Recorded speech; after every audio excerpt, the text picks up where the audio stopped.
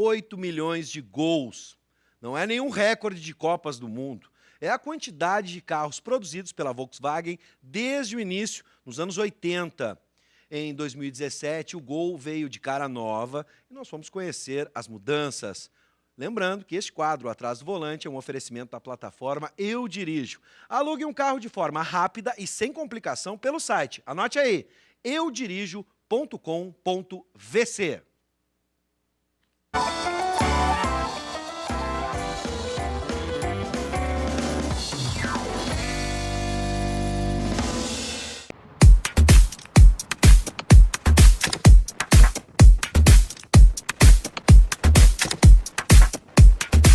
Desde que foi lançado em 1980, o Volkswagen Gol foi aos poucos conquistando o espaço que era do Fusca. Com um projeto mais moderno, ele chegou a superar o primo mais velho em unidades vendidas. Em 2017, a produção chegou aos 8 milhões de carros. É difícil encontrar quem nunca dirigiu um Gol ou quem nunca tenha andado em um deles. As versões esportivas GTI e GTS conquistaram uma legião de fãs. Elas ficaram para trás, mas a fama de robustez e confiabilidade continua.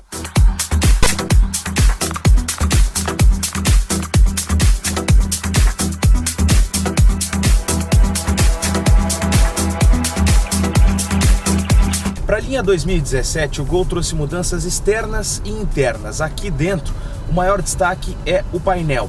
Ele substituiu os elementos redondos, aqueles que vieram lá do primeiro Gol G5, por essas linhas mais retas que trazem a lembrança as linhas do painel do Passat. E para mim, essa foi a mudança que mais chamou a atenção. Por fora estão novos para-choques e faróis dianteiros. Agora eles têm apenas uma parábola nas versões Trendline e Comfortline. Atrás estão novas sinaleiras e para-choque. O conjunto continua ainda atual. Depois que o Up subiu na gama da Volkswagen, o Gol voltou a ser o carro de entrada da marca. Para esse ano, atualmente, a gente tem 3 versões disponíveis, a Trendline, Comfortline e a Track com um estilo mais aventureiro. Os motores disponíveis são o 1.0 3 cilindros, o mesmo do Up, e também o 1.6, como esse aqui, que é da versão Comfortline, que a Guaibacar nos emprestou para o teste.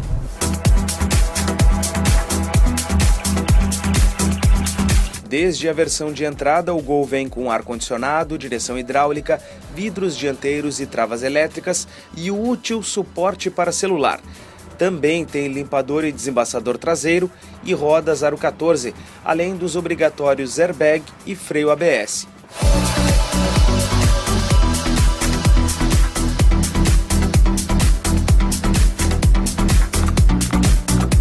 A Comfortline adiciona chave canivete, faróis de neblina, rodas aro 15, frisos retrovisores e maçanetas pintadas e o sistema de mídia com Bluetooth, MP3 e entrada USB, além do computador de bordo. Mexer nos comandos do computador de bordo é muito fácil. Ele tem os comandos aqui na direção e o computador de bordo a gente controla todo ele pelo lado direito. A gente tem funções como o consumo, o tempo de viagem, também tem o consumo médio e o instantâneo. E além disso a gente ainda tem alertas de velocidade e um velocímetro digital. É interessante porque tem muitos carros que tem já só o painel digital, mas aqui a gente tem essa opção com o velocímetro analógico e também digital. Outra coisa interessante é que ele me avisa a hora de trocar a marcha. Ali no painel aparece uma seta para cima e a marcha que eu tenho que engatar. Por exemplo, se eu vou acelerar aqui agora, ó, e ele vai apontar que eu tenho que passar para a terceira. Passei para a terceira e ele volta a ficar com o símbolo redondo, significa que a gente já está andando na marcha correta. Ou seja, ele ensina a economizar combustível.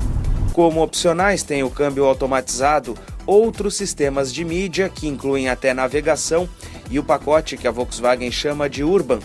Ele tem os comandos remotos para levantar os vidros e travar as portas, espelhos elétricos, sensor de estacionamento e as rodas de liga leve aro 15. Ao contrário de alguns concorrentes, os vidros traseiros também são elétricos. E quando se quer abrir o carro, basta ficar pressionando o botão de destravar para que os vidros baixem automaticamente.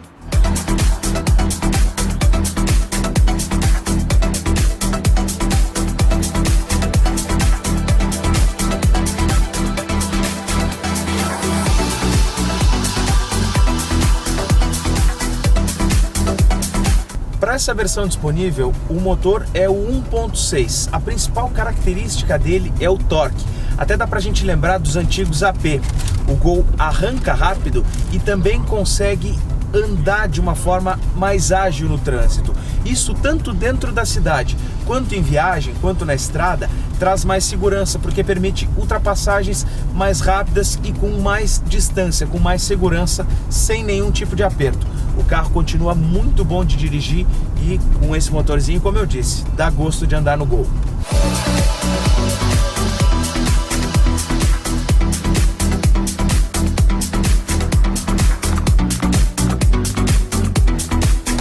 O Gol não traz surpresas assim na hora da condução. Ele continua muito gostoso de dirigir com um apelo esportivo. Diferente, por exemplo, do Primo Fox, que tem o banco mais alto, no Gol a posição de dirigir é mais baixa. Mas Gol mesmo, né? Gol é Gol, não tem outra explicação. E isso traz esse estilo esportivo que agrada, essa pegada Volkswagen, que é bem interessante.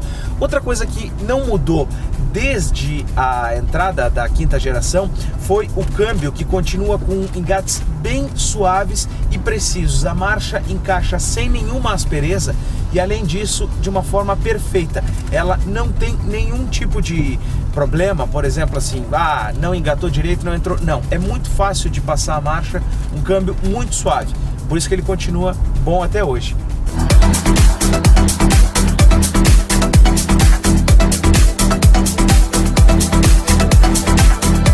O acabamento interno não tem grandes luxos, mas as peças plásticas são bem encaixadas.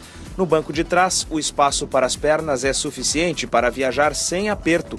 O porta-malas pode transportar 285 litros. O consumo é bem interessante para um carro 1.6, porque a gente está fazendo aqui uma média nesse percurso de 11,2 km com litro. É uma média de cidade-estrada, a gente também circulou com ele pela rodovia, e isso aí entre 80 e 100 km por hora no limite da rodovia do Parque. E ele conseguiu então fazer essa média aqui pelo computador de bordo de 11,2. Para um carro 1.6, para um carro que tem um bom torque, ele continua muito interessante e um carro econômico. Dentro da cidade, ele não vai deixar também ninguém na mão. Em tempos de gasolina mais cara, sempre é bom um consumo moderado e nesse caso aqui o Gol cumpre exatamente o que ele promete, um carro econômico. No fim do teste, a gente percebe que o Gol ainda tem fôlego para seguir disputando espaço entre os compactos.